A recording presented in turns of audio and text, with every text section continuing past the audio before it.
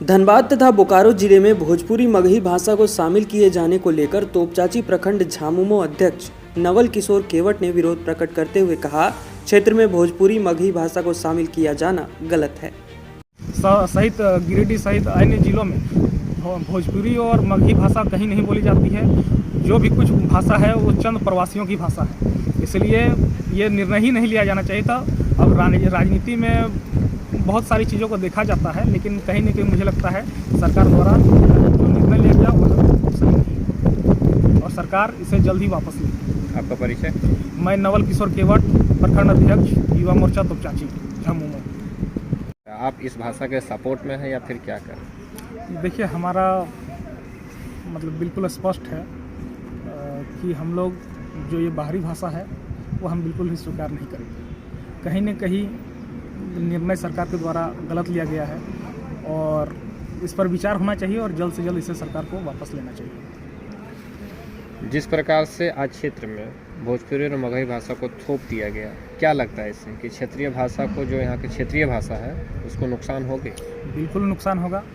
अगर हमारे सभ्यता संस्कृति पर जब भी कोई सवाल आता है तो हमें मुखर होकर इस पर आवाज़ उठाना चाहिए और हम समझते हैं कि सरकार इस पर जल्द ही निर्णय लेगी, क्योंकि यह जनभावना के साथ चलने वाली सरकार है। जनभावना के विपरीत नहीं चलती है यह। इससे पहले भी उदाहरण के तौर पर मैं कहना चाहता हूँ कि पिछले साल जब छठ पूजा के अवसर पर एक आपदा प्रबंधन विभाग ने एक निर्देश जारी किया था कि इस बार छठ घर पर ही मनाया जाएगा, तब विरोध हुआ इसका। अंततः सरकार ने अपने फैसले को बदला और छठ घाट पर ही मनाया गया। मुझे पूरी उम्मीद है और मैं समस्त झारखंड वासियों, भाइयों और बहनों को आश्वस्त करना चाहता हूं कि जल्द ही सरकार इस पर निर्णय लेकर यह जो गलत निर्णय सरकार के द्वारा गलती से लिया गया है उसको सरकार वापस लेगी। अब झारखंड मुक्ति मोर्चा के कार्यकर्ता हैं जी, क्या आप इस भाषा आंदोलन जो भी चल रही है, क्या इसका आप समर्थन करते हैं?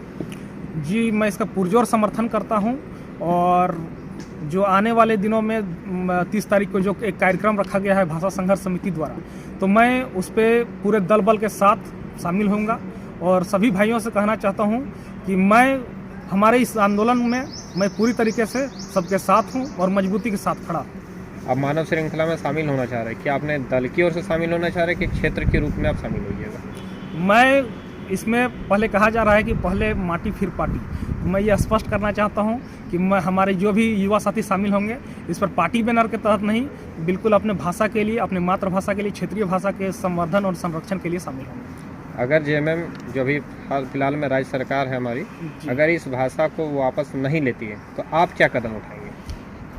ऐसी ज़रूरत नहीं पड़ेगी। जैसा मैंने पहले ही कहा कि यह सरकार जनभावना के साथ चलती है। जनता क्या विरोध करती है, क्या करती है, सारा कुछ देखा जाता है और ऐसा कोई हठधर्मिता वाला भी सरकार नहीं है।